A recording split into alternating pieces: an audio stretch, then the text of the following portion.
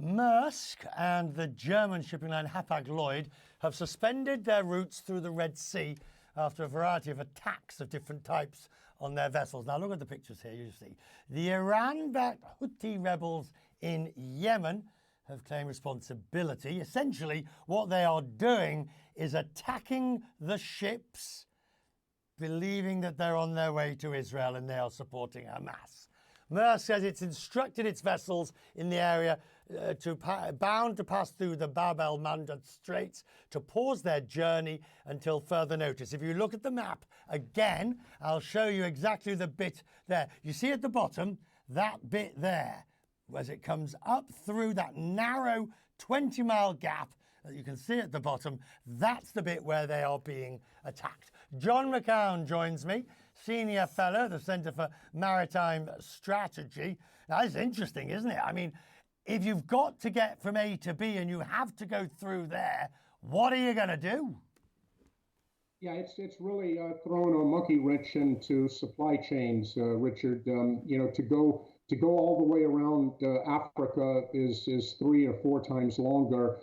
I guess this situation has been escalating. I guess in the last few hours, there are reports that 2 container ships were fired upon.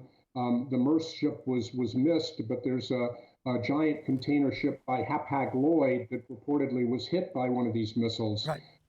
So that's really gonna shake things up. But you see, the thing is, this is not like the pirates, is it? Where you can send a fleet in to sort of take them through and to dissuade the pirates. If somebody's firing missiles, that is, I mean, you perhaps even from quite a long distance away, that becomes much more difficult. So what can they do?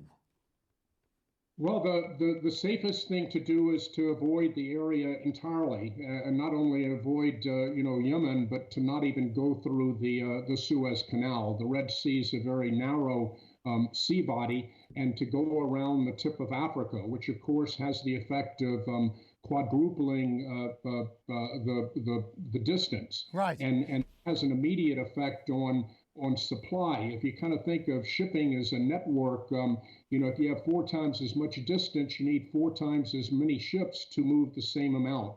So this is going to quickly escalate into a massive economic problem, right. If it, causing literally billions per week.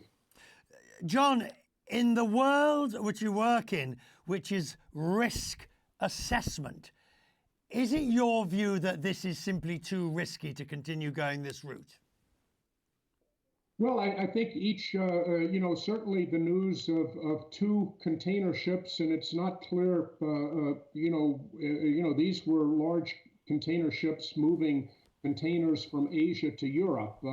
Wasn't completely clear that, the reason, I guess initially the attacks seemed to be more targeted. Now they seem to be going after almost any ship. So this is going to get the attention, I would think, of navies, in various countries. Right. Remember, one of the fundamental reasons for a navy is to protect commercial shipping, and this has the potential to have some pretty significant economic effects rather immediately. John, we'll talk more as this comes. We'll discuss more with you the ins and outs of it. I'm very interested in what you're saying about the economic importance of the route and, of course, the consequences. Thank you, sir, for joining us on this Friday evening. I'm grateful.